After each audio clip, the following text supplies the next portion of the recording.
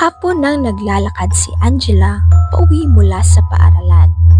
Bit-bit ang mabigat niyang bag.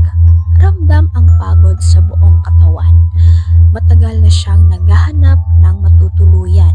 Ngunit lahat ng boarding house ay puno o masyadong mahal para sa kanyang kakarampot na allowance. Hanggang sa makarating siya sa isang bahay. Lumapit siya. Maharang itinulak ang lumang gate at pumasok. Sa unang tingin, tila'y payapa ang bahay. Tahimik, malamig, ngunit may kung anong kakaibang pakiramdam na lumabalot sa kanya. Mula sa araw na iyon, doon na tumira si Angela. Ngunit sa ikalawang palapag, sa silid na ibinigay sa kanya, nakasabit sa dingding ang isang antigong salamin. Malaki, may ukit na kahoy sa gilid at tila may kakaibang kinang na hindi mo maipaliwanag. Nakaupo siya sa harap ng salamin upang magsuklay. Tahimik ang paligid habang dahan-dahan niyang hinahagod ang suklay sa kanyang buhok.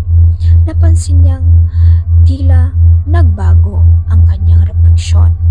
Unti-unting nagdidilim ang paligid ng salamin hanggang sa ang nakikita niya ay hindi na siya. Isang maputlang babae, may luha sa pisngi at duguan ang damit. Nakatitig ito kay Angela, parang humihingi ng tulong. Nanlamig ang kanyang katawan. Napaatras siya, ngunit hindi niya maialis ang tingin. At sa isang iglap, nawala ang imahe. Muli, ang sarili niya na lang ang nandun. Kinabukasan, hindi siya napakali. Tuwing mapapatingin siya sa salamin, may takot na bumabalot sa kanya. At habang lumilipas ang mga araw, mas nagiging kakaiba ang kanyang mga nararanasan. Tuwing hating gabi, maririnig niya ang mahinang hikbe ng babae. Minsan, tila may malamig na kamay na dumadapi sa kanyang balikat habang siya'y natutulog. At may isang pagkakataon na nang tumingin siya sa salamin, wala siyang refleksyong nakita.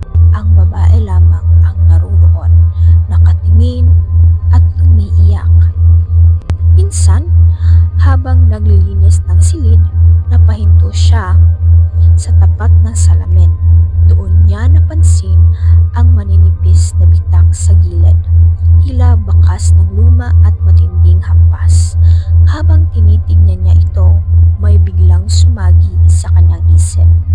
Isang tanong na hindi niya pa mapipigilang isipin.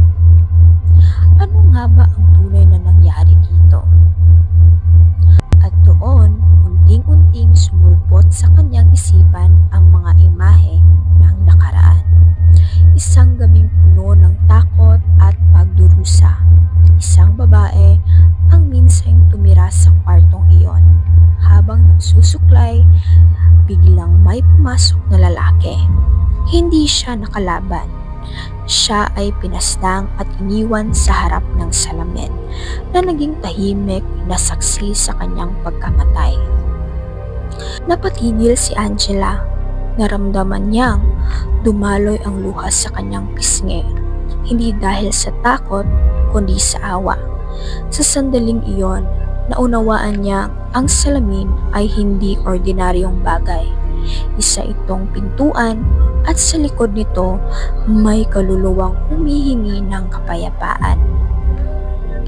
Mula noon, naging payapa na ang boarding house. Wala nang kakabalaghan, wala nang takot dahil ang kaluluwa ni Angela ay natahimik na at masaya. Doon lang nagtatapos ang ating kwento.